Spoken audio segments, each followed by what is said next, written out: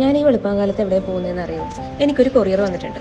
അപ്പോൾ തലേന്ന് വന്നതാണ്, പക്ഷെ വൈകിട്ട് എനിക്ക് പോകാൻ പറ്റിയില്ല. അപ്പോൾ രാവിലെ വരാമെന്ന് പറഞ്ഞു. എനിക്ക് കൊറിയർ അയച്ചേക്കുന്നത് വേറെ ആരുമല്ല, എൻ്റെ ഹസ്ബൻഡാണ്. എൻ്റെ ബർത്ത്ഡേക്ക് അയച്ചതാണ്, പക്ഷെ അന്ന് എനിക്ക് കിട്ടിയില്ല. അപ്പോൾ എൻ്റെ പ്ലാൻ എന്ന് പറഞ്ഞിട്ടുണ്ടെങ്കിൽ വണ്ടിക്ക് പോകുന്നില്ല, ഒരു ഓട്ടോ വിളിച്ച് പോകാമെന്നാണ് വിചാരിച്ചിരുന്നത്. കാരണം അത്യാവശ്യം വലിയൊരു പാക്കേജിലാണ് അത് വന്നേക്കുന്നതെന്നാണ് എന്നെ അറിയിച്ചത് പോസ്റ്റ് ഓഫീസിൽ നിന്ന്. ഒരുപാട് ദൂരം നടന്നെങ്കിലും എനിക്ക് ഓട്ടോയൊന്നും കിട്ടിയില്ല കേട്ടോ.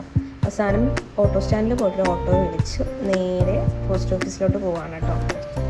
സ്കൂൾ ടൈം ആയതുകൊണ്ട് തന്നെ അത്യാവശ്യം തിരക്കൊക്കെ ഉണ്ടായിരുന്നു കേട്ടോ. എനിക്കാണെങ്കിൽ ഈ കൊറിയർ വാങ്ങിച്ചിട്ട് വേണം ഓഫീസിൽ പോകാനായിട്ട്.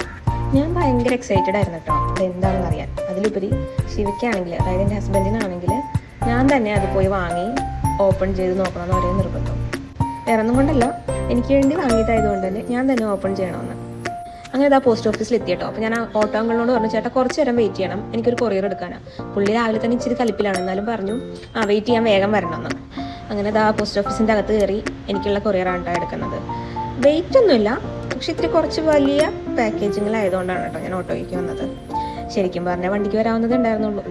അങ്ങനെ അതും എടുത്ത് ഞാൻ നേരെ തിരിച്ച് വീട്ടിലേക്ക് പോവാണ് കേട്ടോ. കാരണം എനിക്കിത് വീട്ടിൽ കൊണ്ട് വെച്ചിട്ട് വേണം ഓഫീസിലേക്ക് പോകാൻ. ഓൾറെഡി ലേറ്റാണ്. എനിക്ക് ഓട്ടോയിൽ വെച്ചൊന്ന് തുറന്ന് നോക്കണമെന്നുണ്ട് കേട്ടോ. കാരണം ഞാൻ അത്ര എക്സൈറ്റഡ് ആണ് അതിൻ്റെ എന്താണെന്ന് അറിയാൻ വേണ്ടിയിട്ട്.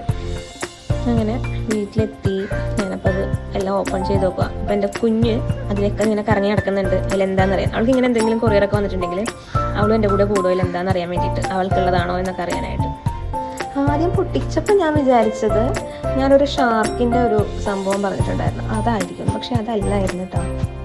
സാധാരണ എനിക്കിഷ്ടപ്പെടുന്ന എന്തെങ്കിലും കാര്യം പറഞ്ഞിട്ടുണ്ടെങ്കിൽ അതിങ്ങനെ നോട്ട് ചെയ്ത് വെച്ചിട്ട് അതായിരിക്കും എനിക്ക് ഗിഫ്റ്റ് ചെയ്യാറ്. പൊതുവെ അങ്ങനെയാണ്. പക്ഷെ ഇതെനിക്കൊരു ഐഡിയ ഇല്ലായിരുന്നു എന്താണെന്നുള്ളത്. ഇതിൽ മെയിനായിട്ടുള്ളൊരു കാര്യം എന്ന് പറഞ്ഞിട്ടുണ്ടെങ്കിൽ, ഇത് പൊട്ടിച്ച് അതിലെന്താണെങ്കിലും അത് അല്ലിയുടെ സ്വന്തമാണ് കേട്ടോ. എനിക്ക് അവളത് തരാൻ പോകുന്നില്ല. അപ്പോൾ എൻ്റെ സിസ്റ്റർ അടുത്തെന്ന് പറയുന്നുണ്ട് ടെഡിയാണ്. എനിക്ക് ടെഡീനെ എനിക്ക് ഇഷ്ടമല്ല കേട്ടോ, എന്താ അറിയത്തില്ല, എനിക്ക് ടെഡീനെ അങ്ങനെ ഇഷ്ടമൊന്നുമല്ല. പിന്നെ പൊട്ടിച്ച് പുറത്തെടുത്തപ്പോഴാണ് എൻ്റെ ഫേവറേറ്റ് ആയിട്ടുള്ള ലൂസിഫർ ക്യാറ്റായിരുന്നു. ഇതിൻ്റെ ചെറുതൊരെണ്ണം എൻ്റെ അടുത്തുണ്ട്. അപ്പോൾ വലുത് വേണമെന്ന് ഞാൻ പണ്ടെപ്പോഴോ പറഞ്ഞിട്ടുണ്ട്. പക്ഷേ ഇതൊട്ടും ഞാൻ ഈ സമയത്ത് എക്സ്പെക്റ്റ് ചെയ്തില്ല. കാരണം ഇത് ഓൾറെഡി ഇതിൻ്റെ ഒരു ചെറിയ സൈസ് ഹസ്ബൻഡ് നാട്ടിലേക്ക് വരുമ്പോൾ കൊണ്ടുവരാനായിട്ട് വാങ്ങി വെച്ചിട്ടുണ്ട്. എനിക്ക് ഒത്തിരി ഇഷ്ടപ്പെട്ടു കേട്ടോ. പക്ഷെ ഞാൻ പറഞ്ഞതുപോലെ തന്നെ എനിക്കത് അല്ലി തരാനുള്ള ഉദ്ദേശമൊന്നുമില്ല. അപ്പോൾ ഇതാണ് എൻ്റെ ഫേവറേറ്റ് പൂച്ച. എനിക്ക് എന്താണ് ഈ പൂച്ചയോട് ഇത്ര ഇഷ്ടം എന്ന് വെച്ചാൽ ഇതിൻ്റെ ഈ നോട്ടം തന്നെയാണ് കേട്ടോ. ഭയങ്കര ക്യൂട്ടായിട്ടുള്ളൊരു നോട്ടം. ബെയർ ഹഗ്സ് എന്ന് പറഞ്ഞൊരു സൈറ്റിൽ നിന്നാണ് കേട്ടോ ഇത് ബുക്ക് ചെയ്തത്. ക്യാഷ് ഓൺ ഡെലിവറിയും അവൈലബിൾ ആണ്, ആൻഡ് ഓൾസോ ഫ്രീ ഷിപ്പിംഗ് ആണ്. അടിപൊളിയൊരു സൈറ്റാണ്, അഫോർഡബിളും ആണ്. അപ്പോൾ എനിക്കെന്തായാലും ഇഷ്ടപ്പെട്ടു. അപ്പോൾ അല്ലിക്ക് ഇതിൽ നിന്ന് ഞാൻ കുറച്ച് ടോയ്സൊക്കെ ബുക്ക് ചെയ്തിട്ടുണ്ട്.